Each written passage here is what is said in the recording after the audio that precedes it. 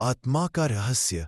गरुड़ पुराण की दृष्टि से मृत्यु का पहला संकेत उत्तर भारत के एक छोटे से गांव अरण्यपुरी में एक ब्राह्मण परिवार रहता था। मुखिया थे पंडित हरिदत्त शर्मा, जो गरुड़ पुराण के ज्ञाता माने जाते थे। उन्होंने जीवन भर सत्य, धर्म और ज्ञान का पालन किया था। उनकी उम्र 72 वर्ष हो चुकी थी और शरीर अब जवाब देने लगा था। एक रात उन्होंने स्वप्न में एक दिव्य पुरुष को देखा, जो गरुड़ के समान विशाल पंखों वाले थे। उस पुरुष ने कहा, हरिदत्त, तेरे जीवन का समय पूर्ण हो चला है। आत्मा का रहस्य अब तुझ पर प्रकट किया जाएगा। तैयार हो जा। सुबह उठकर पंडित जी शांत थे। उन्होंने अपने पुत्र वेद प्रकाश को बुलाया और कहा, बेटा, आज से मैं तुम्हें गरुड़ पुराण का वह ज्ञान दूंगा जो मृत्यु के बाद आत्मा की यात्रा को समझाता है। यह केवल ग्रंथ नहीं, बल्कि अनुभव का ज्ञान है। आत्मा की उत्पत्ति और देह में प्रवेश पंडित जी ने बताया। जब सृष्टि का आरंभ हुआ, तब ब्रह्मा ने आत्मा को परमात्मा की छाया से उत्पन्न किया। आत्मा न स्त्री है न पुरुष, वह निर्गुण, निराकार परंतु चेतन है। वह तब तक जन्म लेती है जब तक मोक्ष प्राप्त न हो जाए। जब जीव जन्म लेता है, आत्मा गर्भ में 5वें महीने में प्रवेश करती है। वह माता के गर्भ में ही अपने पिछले कर्मों को याद करती है और प्रायश्चित करती है, परंतु जन्म लेते ही सब भूल जाती है। मृत्यु का समय और आत्मा की यात्रा।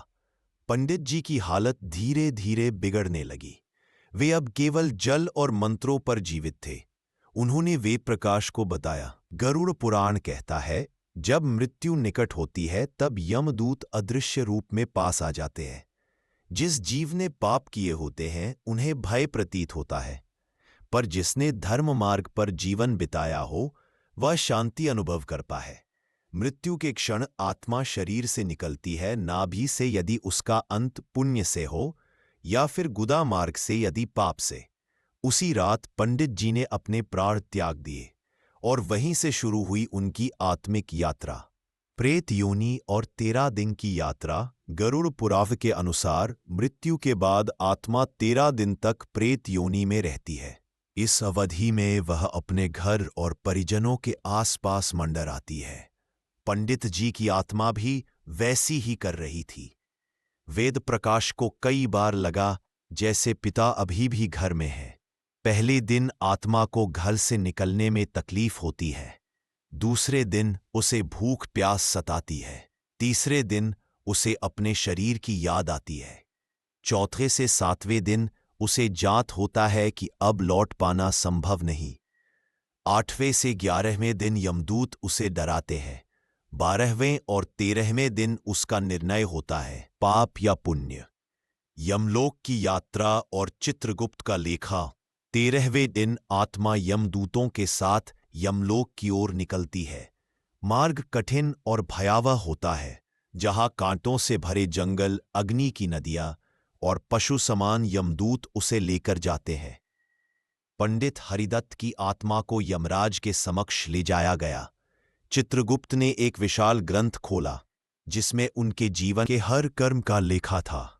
वे बोले, हरिदत्त, तुमने शास्त्रों का प्रचार किया, गरीबों की सहायता की, परंतु एक बार अपने भाई से कटु वचन बोले। यह एक दोष रहा। यमराज बोले, तुम्हें नरक नहीं मिलेगा, परंतु पुनर्जन्म जरूर होगा। तुम्हें वह दोष सुधारने एक बार फिर पृथ्वी पर जाना होगा। पुनर्जन्म और कर्म की पुनरावृत्ति। हरिदत्त की आत्मा पुनः एक ब्राह्मण कुल में जन्मी। इस बार नाम था यज्ञदत्त। वह जन्म से ही विद्वान थे, पर उनके जीवन में भी वही परिस्थिति आई जब उन्हें अपने भाई से क्रोध हुआ। इस बार आत्मा ने पूर्व जन्म की स्मृति जागृत की। उन्होंने क्षमा मांगी और क्रोध को त्याग दिया। यहीं से आत्मा की चेतना विकसित हुई। गरुड़ पुराण कहता है, एक ही आत्मा बार बार जन्म लेकर अपने दोषों को सुधारती है, जब तक वह पूर्णता को प्राप्त न कर ले। मोक्ष की प्राप्ति और परमात्मा में लीनता। 55 वर्ष की अवस्था में यज्ञदत्त ने संन्यास ले लिया। वे हिमालय की ओर निकल पड़े। वहां उन्होंने तपस्या की, वेदों का अध्ययन किया और अंत में ध्यानस्थ अवस्था में आत्मा को परमात्मा में विलीन की। उनकी मृत्यु शरीर छोड़ना नहीं थी, वह योग द्वारा आत्मा की मुक्ति थी। सद्गति, आत्मा का रहस्य। अंतिम संदेश कहानी के अंत में वेद प्रकाश को स्वप्न में अपने पिता का दर्शन हुआ।